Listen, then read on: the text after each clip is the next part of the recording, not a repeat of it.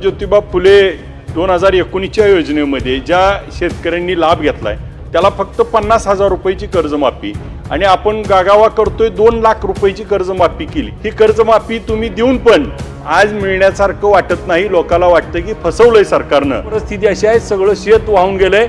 आज केवडगावची लोक त्या ठिकाणी माय ओकून रडतायत की माझी काय केलं पाहिजे। आज रडायला लागलेत, त्या लोकांच्या पाठीशी सरकार उभारणार आहे का? आणि मग संध्याकाळी 6 ते पाटे 4 पर्यंत लाईट दिली जात नाही आणि सिंगल पेजचं नाव सांगितलं जातं, 25 एम्पियरचं कारण दिलं जातं आणि मग इथंच आपल्याला सभागृहात सांगितलं गेलं की लोड शेडिंग नाही। मग लोड शेडिंग नाही तर हे लोड शेडिंग करतायत कुठनं? आणि मग संध्याकाळी आम्हाला लाईट मिळत नाही। आज पाऊस त्या ठिकाणी लांबलाय, शेतकरीची पिकं त्या ठिकाणी उभी आहे ती जळायला लागलीत आणि मग लाईट नाही दिल्या पाहिजे। बाब क्रमांक 45 पुण्यश्लोक अहिल्यादेवी होळकर शेतकरी कर्जमुक्ती योजना 2026। अध्यक्ष महोदय, यामध्ये अनेक सदस्यांनी त्यात आपलं मत व्यक्त केलं। अध्यक्ष महोदय, योजना जे आपण आश्वासन दिलं होतं त्याची पूर्तता करत असताना मात्र ही 2024ची आश्वासन 2026 मध्ये करत असताना शासन निर्णयामध्ये 1/4/19 ते 31/3/25 कालावधीमध्ये अल्पमुदत कर्ज घेतलं व 30/9 अखेरीस ते थकीत असलं पाहिजे आणि 31/3/26 रोजी परतफेड न केलेल्या कर्जाचा समावेश असेल। ही जी बाब आहे ह्याच्यामध्ये खऱ्या अर्थानं छत्रपती शिवाजी महाराज शेतकरी सन्मान योजना 2017 आणि महात्मा ज्योतिबा फुले कर्ज योजना 19 ह्याच्यात शेतकरी पात्र नाहीत।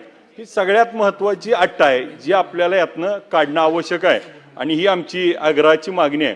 याचबरोबर महात्मा ज्योतिबा फुले 2019च्या योजनेमध्ये ज्या शेतकऱ्यांनी लाभ घेतलाय त्याला फक्त 50,000 रुपयाची कर्जमाफी आणि आपण गागावा करतोय 2 लाख रुपयाची कर्जमाफी केली।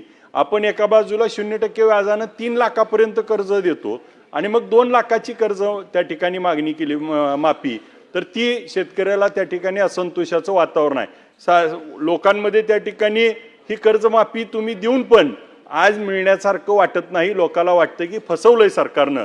आणि मग OTS योजना जी 2019 मध्ये होती ती त्या ठिकाणी OTS मध्ये समावेश नव्हता।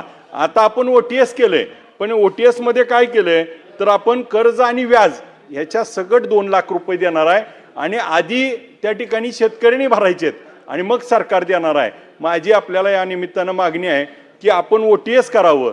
त्याचं 7 लाख कर्ज आहे तर त्याची OTS ची अमाऊंट त्या ठिकाणी आज जर बँकेत गेलो आम्ही नॅशनलाइज बँकेत तर मूळ मुद्दल त्या ठिकाणी 4 लाख आहे आणि त्याचं 3 लाख व्याज झालंय, 7 लाख झालंय, तर तो बँकवालाच त्या ठिकाणी मुद्दलापेक्षा खाली OTS करायला तयार आहे।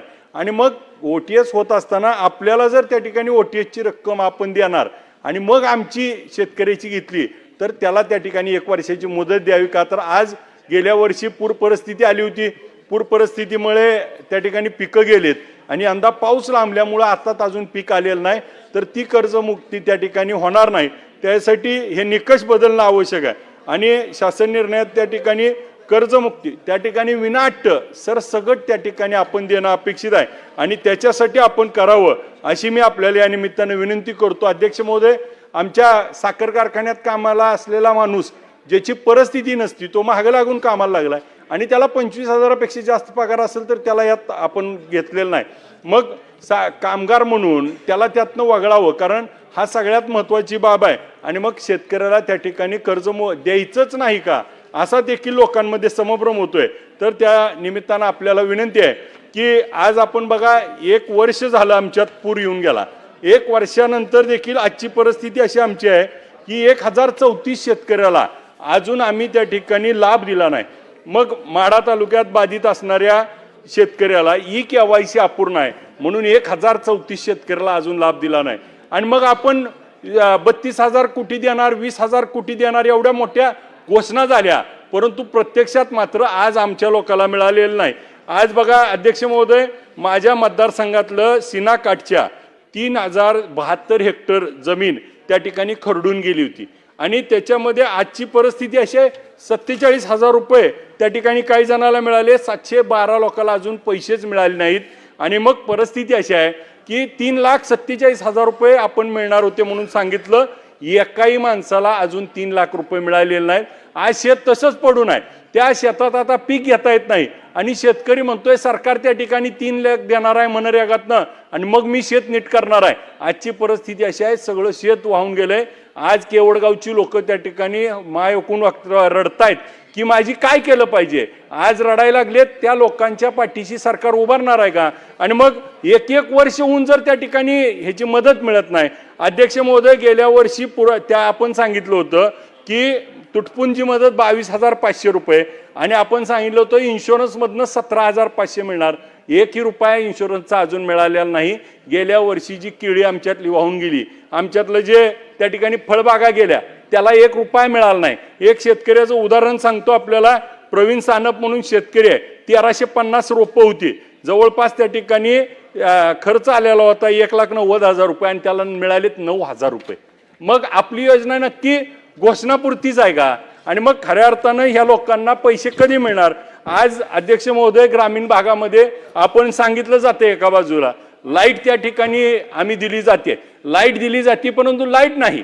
आणि मग संध्याकाळी 6 ते पहाटे 4 पर्यंत लाईट दिली जात नाही. आणि सिंगल पेजचं नाव सांगितलं जातं, 25 अँपियरचं कारण दिलं जातं, परंतु लाईट मिळत नाही. आणि मग इथंच आपल्याला सभागृहात सांगितलं गेलं की लोड शेडिंग नाही. मग लोड शेडिंग नाही तर हे लोड शेडिंग करतायत कुठनं. आणि मग संध्याकाळी आम्हाला लाईट मिळत नाही. आज पाऊस त्या ठिकाणी लांबलाय, शेतकरीची पिकं त्या ठिकाणी उभी आहे, ती जळायला लागलीत आणि मग लाईट नाही. दुसऱ्या बाजूला अध्यक्ष महोदय, 2 दिवसापूर्वी आमच्या मतदारसंघातील भेंड गावात दळवी नावाचे व्यक्ती आणि काल लक्ष्मण बाबू नागणे आणि त्यांच्या पत्नी अलकाताई लक्ष्मण नागणे हे दोघं जण मोटर लाईट चालू करायला गेलेले असताना लाईटला करंट लागून जागी त्या ठिकाणी जीव द्यावा लागला. आणि मग असे जर प्रकार घडत असतील तर यांना जबाबदार कोण. आणि मग अध्यक्ष महोदय, लाईटचा एवढा गंभीर विषय आहे. आज सबस्टेशन असतील, डीपी असतील, आम्हाला सांगितलं जातं की तुम्हाला भगीरथ योजनेतनं त्या ठिकाणी घरात लाईट दिली जाईल. मग भगीरथ योजना त्या ठिकाणी आहे तर लाईट का दिली जात नाही. आज आम्हाला त्या प्रत्येकाला अध्यक्ष महोदय लाईट दिली. अध्यक्ष महोदय बोलू द्या, मगाच्या वक्त्याला तुम्ही 26 मिनिटं दिलेत आम्हाला. आता तुम्ही असं, मी माझ्या पक्षात पहिलाच बोलतोय. अध्यक्ष महोदय 32 मिनिटं दिली, आम्हाला बोलू दिलं पाहिजे. अध्यक्ष महोदय, मग आज ह्याची आवश्यकता आहे. सगळ्यात महत्वाची अध्यक्ष महोदय, ग्रामीण भागात आज लाईटची आवश्यकता आहे. पाणी लांबलंय. आज आपण सोलार देतो म्हणून सांगतोय, पण सोलार 400 फुटाच्या खालच्या बोरचं पाणी काढत नाही. आणि सोलार देखील आमच्या सोलापूर जिल्ह्यात 9,000 लोकांचे अजून बसवायचे प्रलंबित आहे. आणि ज्याला सोलार दिलेत त्याचं मेंटेनन्स होत नाही. आज ज्याची 2-3 वर्ष झाली त्याला रिपेअर करायला लोक येत नाहीत.